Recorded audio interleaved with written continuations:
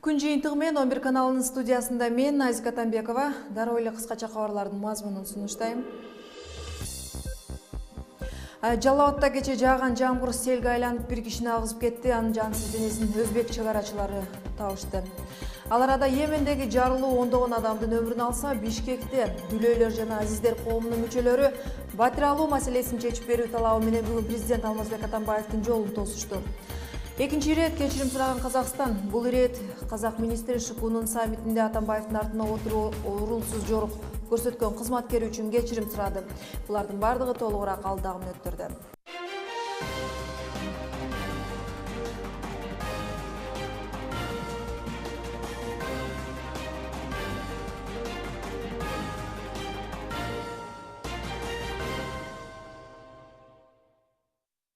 Оолу адам өмүрүн алган сел кырсыктары тууралуу 5-июлда Ала Бука районунун Совет Сай айылынын тургуну 28 жаштагы Медербек Раевдин сел алып кеткен сөөгү Өзбекстандын аймагынан табылды. Эске салсак, кече Жалал Абад облусунун Аксы Токтогул жана Ала Бука райондорунда сел жүрүп, бир катар айылдарда турак үйлөрдүн тамаркаларын суу каптады. Өзбек чек арачыларынын медициналык экспертизалар жыйынтыгы чыккан соң алардын аймагында денеси табылган кыргызстандыкты жакындарына өткөрүп бергенин жатышат. Синоптиктер ушул күндөрү Кыргызстанда сел коркунучу күчтүү экенин эскертүүдө. Ал арада Кичи Чүй каналына агып кеткен 5 жаштагы бала изделүүдө. Окуя болгон жерге куткаруучулар барып издөө иштерин жүргүзүшкөн, бирок натыйжа болгон эмес. Мындан тышкары Казакстандын Балхаш көлүнө балык уулаганы барып дайынсыз болуп жаткан кыргыз жараны табыла элек. 29 жаштагы Максим Пивоваров көлдүн ортосуна кайык менен барып, анын дайынсыз жок болуп кеткен. Издөө иштерине 4 суучул жана 1 тигучак тартылган. Жаңылыктарды баяндаабызды улантабыз. Кыргызстандын дүлөйлөр жана азиздер коомунун мүчөлөрү батир алуу маселесин чечип берүү талабы менен бүгүн президент Алмазбек Атамбаевдин жолун тосушту. Уюштуруучулар аталган коомдун жетекчилиги майыптарга салынган батирлерди жең ичинен тааныш билиштерге өткөрүп, чыныгы муктаж бир топ жылдан бери үй ала албай келаткандарын белгилешүүдө. Нааразы тарап Чыңгыз Айтматов көчөсүндө Ак Кеме мейманканасынын тушунда акция уюштуруп, резиденциядан жумушка келаткан мамлекет башчыга арыздануусун билдирүүнү чечишкен. Биз өкмөт башчы Алмазбек Шаршеновичке гана жолугушубуз керек. Башка эч бүт баарына кайрылып бүттүк. Эч кимден биз жакшы жооп ала алган жокпуз. 1,5 жылдан бери ак үйдүн алдында турушат. Анан эми сиз кечирип коюңуз, ишиңиз ийгилик болсун. Бирок бүгүн сиз азыр кабинетке чакырганыңыз менен ал жактан эч кандай пайда жок. Анткени менен дүлөйлөр жана азиздер коомунун жетекчилиги майыптардын дооматы негизсиз экенин белгилеп келет.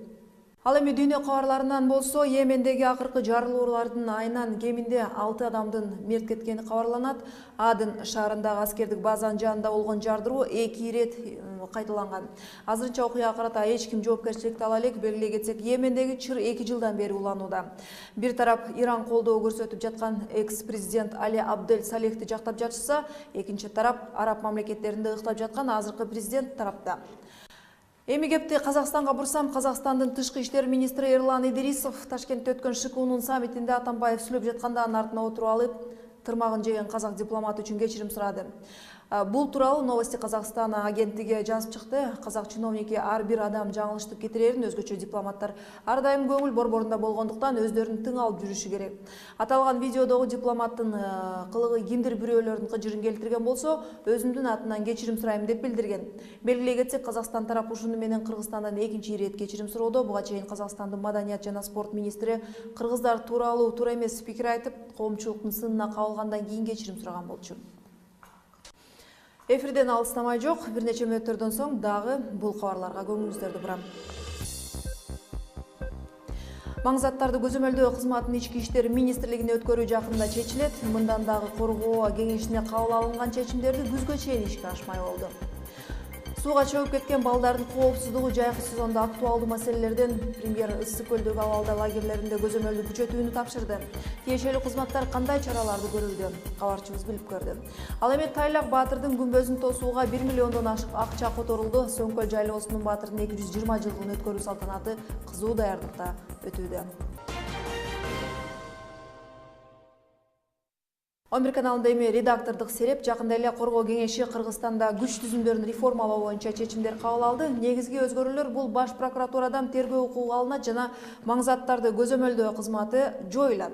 Бул өзгөртүүлөр күч түзүмдөрүнө коррупцияны азайтып, бирин-бири кайталаган органдарды жоюуга багытталганы айтылды. Ушул жана башка реформалык өзгөрүүлөр тууралуу каналдын редактору Элеонора Сагындык кызы биз менен байланышта. Айтсаңыз, башкы прокуратурадан тергөө амалы алынса, анда бул орган эмне менен алек болот? Ооба, ушул башкы прокуратурадан тергөө милдети алынып салынган менен анын көзөмөлдөө тескөө милдеттери, функциялары кала берет. Башкы прокуратура жана прокуратура органдары мурункудай эле кылмыш иштерин козгой алат жана жаңыдан кабыл алынган ишке кирген мыйзамдардын аткарылышын тескейт. Мындан тышкары прокуратура органдары ошондой эле баш прокуратура мекемелер аралык тергөө амалдарына катыша алат. Эске салсам, буга чейинки ушул башкы прокуратурага жүктөлүп келген милдет, тергөө милдети эми улуттук коопсуздук боюнча мамлекеттик комитетине жана экономикалык кылмыштарга каршы күрөшүү агенттигине жүктөлдү. Ушул реформалар алкагында Ички иштер министрлигине да кайрадан уюштуруу жүргөнү жатат. Ушул өзгөрүүлөр туурасында да айта кетсеңиз. Ооба, ушул коопсуздук кеңешинин соңку жыйынында Ички иштер министрлигиндеги түзүмдөр кайрадан толугу менен каралып чыгат деп айтылды. Тактап айтып кете турган болсо, министрликтин алкагында бир нече кызматтар түзүлө турган болду. Алардын биринчиси бул коомдук коопсуздук боюнча өзүнчө бир кызмат түзүлөт. Мындан тышкары криминалдык милиция деген өзүнчө дагы бөлүм кызмат иштейт. Ошондой эле экстремизм жана миграцияга каршы күрөшүү өзүнчө түзүмү пайда болот. Жана төртүнчүсү бул маңзаттарга каршы жана ошо ички иштер министрлигинин ичиндеги тергөө амалдарын карай турган өзүнчө кызмат иштейт. Бирок бул кызматтар менен гана өзгөртүүлөр, реформалар чектелет деп айтканга болбойт. Ушул Ички иштер министрлигинде дагы бир өздүк коопсуздук боюнча кызматты түзүү сунушу дагы берилди жана ал буюрса ишке ашканы турат. Ошондо реформалар качан жүзүгө ашырыла баштайт жана деги эле ага кандай пикирлер бар? Ушул коопсуздук кеңешиндеги айтылган реформаларды ишке ашыруу боюнча бир так мөөнөт белгиленди деп айтканга болбойт. Бирок буга чейинки белгилүү болгон нерсе ушул айтылган өзгөрүүлөр, реформалар күч түзүмүндөгү ушул жакынкы бир жылдын ичинде ишке ашырылары күтүлүүдө.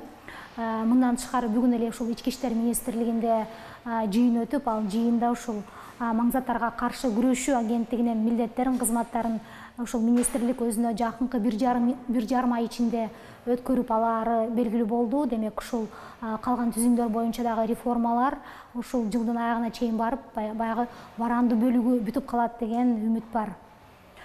Ооба, албетте бул соңку реформалар боюнча ар кандай пикирлер айтылууда.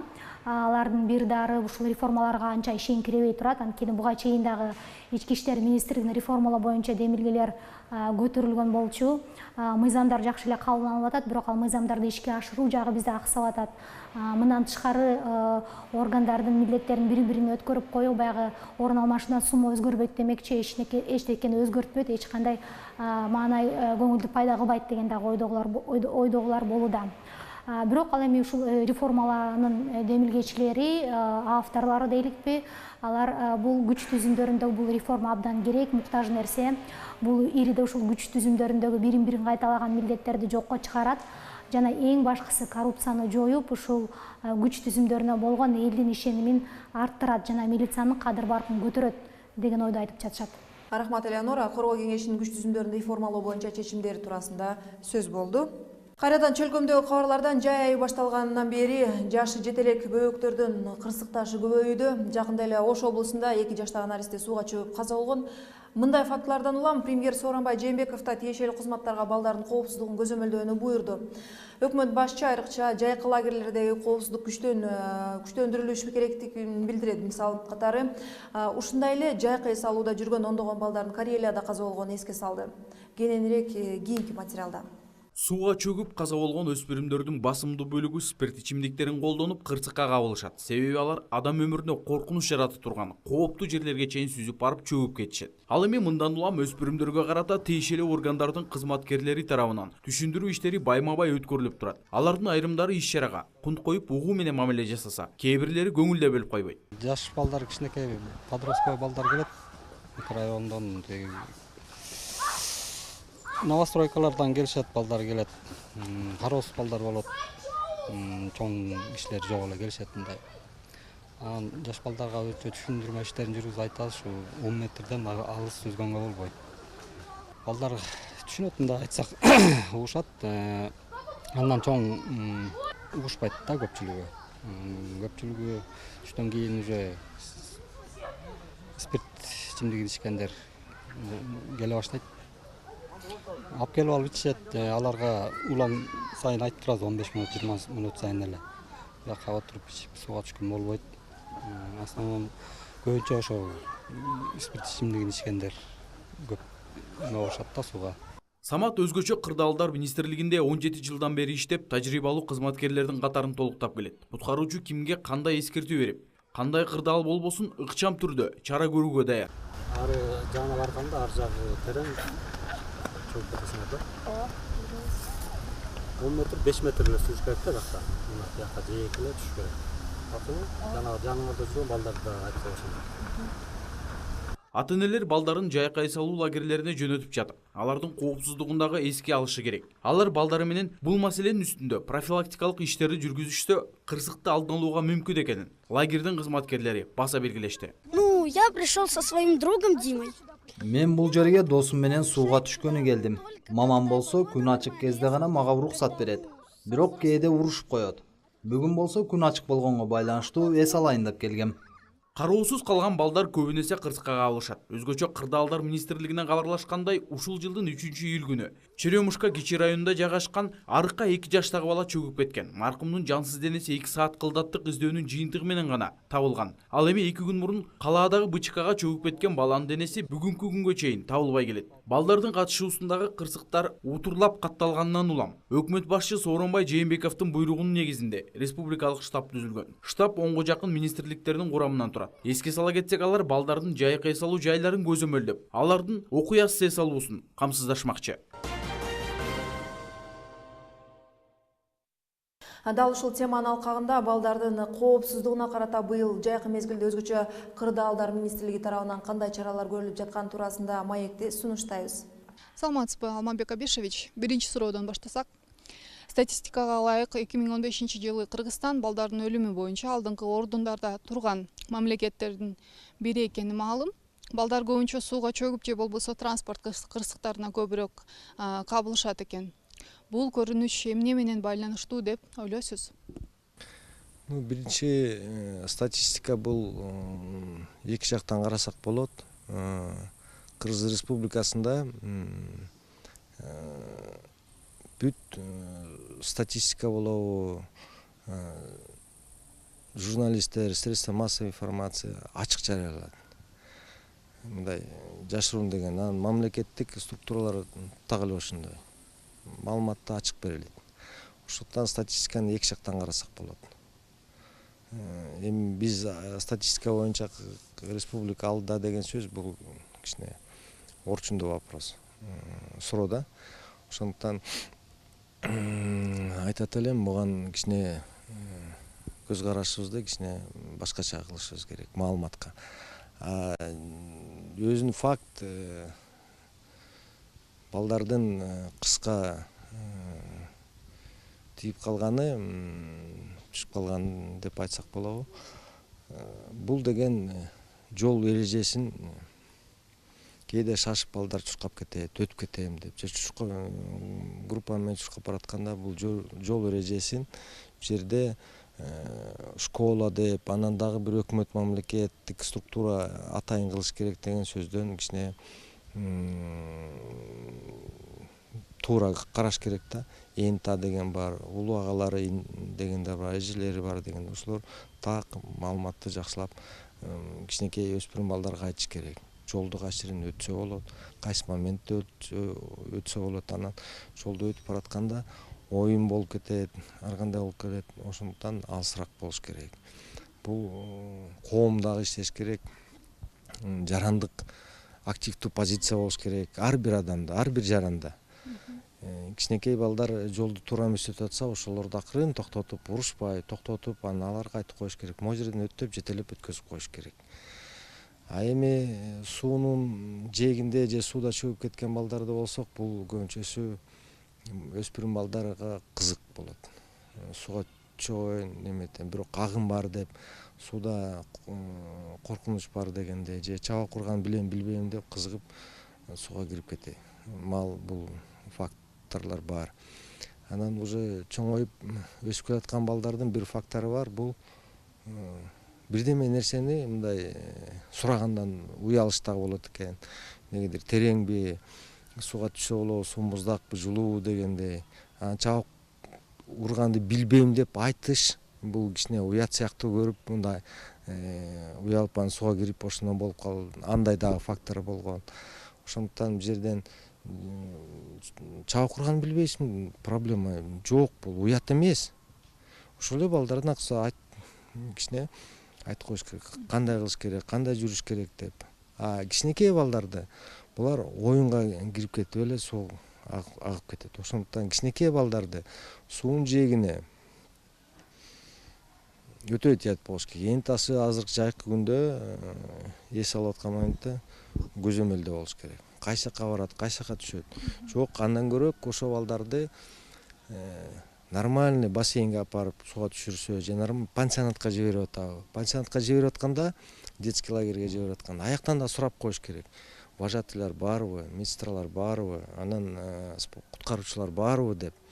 Анан канча күн болот экен, сууда канча түшөт, кайсы мезгилде түшөт, ошону тактап, анан ошо вожатыйнын тиги эмен директордун телефонун алып алып, анан баланы даярдап жиберсе болот. То есть бул башка жерде кырсык болуп калган, мына Нарын районунда кырсык болду, ал жерде бала боюздон чыгып ойноп кетиптир. Энтасы көзөмөл 2 жаштан ашыптыр бала, ал деген просто ойноп кетип суунун жээгине барып кызык болуп ушундай болуп калды. Жок, бирөө мындай сууга чөгүп кетти деген жок, себеби тапишке кичине кийими эле суунун жээгинде калыптыр. Ошондой моменттер бул кырсыкка. Пожар менен алсак, анда пожардыкы бул башка. Бул көбүнчөсү оюндан болот. Зарядканы калтырып коет, же ширеңке менен ойноп, же зажигалка менен ойноп, бирдеме кыла коеюн деп, анан тез бат эле чыгып кетет, жайкы күн ысык. Ошондуктан эми андай балдарды просто үйрөтүп айтып коюш керек. Энта болобу, же школдо кандай болот дегендей. Садиктен мындай нерсени көп айтып. Көбүнчөсү энтасы айтыш керек. Муну менен ойнобош керек, муну менен катты коюш керек. Же колун жанакы розеткага салбасын дегенде заглушкалар бар дегенде. Ошондой бир тияттык бул деген болуш керек. Негизи өспүрүмдөр ата энесинен алыс болгон учурларында алардын коопсуздугун кандай көзөмөлдөнөлөт? Анан алсак ошол эле лагерде же эс алуу жайларда. Эми азыр жайкы мезгилде балдар каникулга чыкты. Балдар, конечно, окуу башталганча эс алып алыш керек. Бул деген жакшы нерсе. Анан ошо даярдыкты дегенде эң биринчи деген бул уюштуруп аткан организация толук коопсуздукка жооп бериш керек.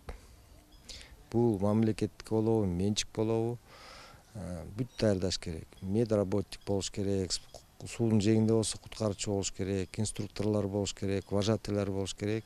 Анан ар бир этап балдар күн түнү көзөмөлдө болуш керек. Күндүз активдүү форма менен өтүш керек, кечкисин тынч эс алгандай болуп. Ошо кыска мөөнөттө өтөт, 10-12 күн болобу, же кимдир көбүрөөк болобу, бирок уюштуруп аткан организация толук жооп бериш керек. Бул боюнча атайын управление МЧСтин управленияларына тапшырма берилген детский лагерлерге эме инструктаж өткүлөө деп, районо менен чогуу деп. Андан тышкары мына Исик көлүнүн жээгиндеги пансионаттардын куткаруучуларын биз даярдап атабыз. Сууда куткаруучуларды. Көбү окутуп бүттү. Бирок энта деген баланы деген бир жака жиберип атканда так маалымат баарын алып коюш керек. Кайсы жерге барат, канча күнгө барат, анан ким вожатый болот экен, эмне кайсы транспорт менен жетет, анан жаткан жери кандай, анан куткаруучулар барбы, медработник барбы, директору ким, ошолордун телефондорун алып алып, маалымат алып туруш керек. Баладан тышкары бизге энтасы көбүнчө же жайлоого жиберип атабы. Так эле ошондой шарт, кайсы жерде лагерь болсо ошо көзөмөлдө болуш керек. Анан сурап алыш керек. Анан көбүнчөсү энтасы баары эле бюджетти ойлойт. канча сом турат, а бир жагын сураш баары эле бир ойдо болбосун, баары эле аякта организовано деп. Так маалымат сурап коюш бул деген энтанын милдет дегенди.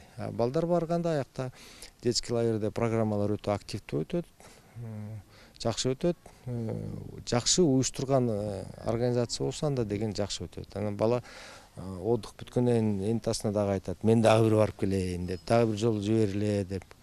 Ошондой бир эме болот. Жайкы эс алуу балдарга бул абдан керек. И эс алышуу бул деген жакшы развитияга да берет деп мен ойлойм. А бирок жанакы лагерге барбай калгандардыкы же жайлоо отдых болобу, же трек, же альпинизм боюнча детский эме отдыхтар болобу, эч жака барбай калса анда деген ушу айылдардан деле кичине уюштуруп, аскерге барып келген жигиттер бар болсо ошо бир экөөнү уюштуруп, жумасына бир жолу, эки жолу сууга түшкөнү же башка жерге прогулка апарып кайра алып келсе, көзөмөлдө болсо дегендей, бул деле жакшы нерсе. Бирок көзөмөл болуш керек. МЧСтен жардам керекпи? Пожалуйста, кайрыл ал деген жерден жардам катары болот дегендей. Уюштуруп койсо болот балдарга. Балдар деген каникул убагында жакшы бир активно эс алып алса, бул деле алардын өзүнүн өсүшүнө, тажрыйбасына жакшы таасир берет деп мен ойлойм. Айрыкча жайкы мезгилинде ысыктан тажашкан балдар шаардагы көлмөлөргө барып сууга түшүшөт. Ушундай убакыттарда алардын кырсыктап калбашына карата кандай чаралар көрсөтүлөт? Эң эле биринчи бул өтө оор суроо. Жылда эле бизде статистика боюнча чын эле көп балдар сууга чөгүп кетет. Азыркы күндө деле Чүзкү каналда 5 жаштык баланы издеп жүрөт. Түштөн кийин биздин балдар да чыгат го жардамга. Күндө Нарын дарыясына боюзден чыгып кетип бала жоголуп кеткен 2 жаштык бала. Ошондуктан эң эле биринчи бул эне ата бала сууга түшөм десе, анда деген аган даяр бассейн болобу, же көлмө болобу, ошол жерге апарып сууга түшүрүш керек. Мына бассейнде Бишкекте көзөмөлдө болгон 2-3 бассейн эле спасательдер бар. Анан 1-2 көлмөнү 161 деген суу бассейн МЧС көзөмөлгө алды. Ошо баланы менен чогуу барып, ошол жерде просто сурап коюш керек. Куткаруучулар барбы, жокпу деп. Анан баланы кичине сууда кандай жүрүш керек дегенди энтасы билбесе, ошо куткаруучулардан 5 мүнөт инструктаж алып, же совет алып, анан баланы сууга түшүрүшсө, же бассейнге жаздырып коюп апарып, ошол жерден жумасына канча 2 жолу 3 жолу бассейнге инструктордун колуна тапшырып берсе, бул деген жакшы нерсе. Анан кайда бир канал болобу, же мондай водоемдор, мындай көлмөлөр болобу, ошол жерге балдар барып сууга түшөм деген бул өтө коопсузга жарашпаган опасный момент. Бала кызыгып эле сурап эле кирип кетет, кандай чыгыш керек, кириш керек деген түшүнбөй чөгүп кетет. Ошондуктан оюн болобу, же кандай болобу, бала сууга түшөм десе, анда аны деген нормально уюштурулган бассейнде, ачык бассейндер азыр көп, көзөмөлдө көп. Анан могу айылдарда эми сууга түшөм десе илгери ушундай бир жакшы бир салт бар эле. Улуу балдар бизди жетелеп дарыянын жээгине апарып бир жерде могу жерде түшсө болот деп көзөмөл алып, бизди сууга түшүрүп, кыйнап анан алып кетчү эле. Так эле ошондой уюштурса болот. Бирок балдарды көз алдыстан чыгарбаш керек. Особенно могу 5 жашка чейин балдар, 6 жашка чейин балдарды көз алдынан чыгарбаш керек.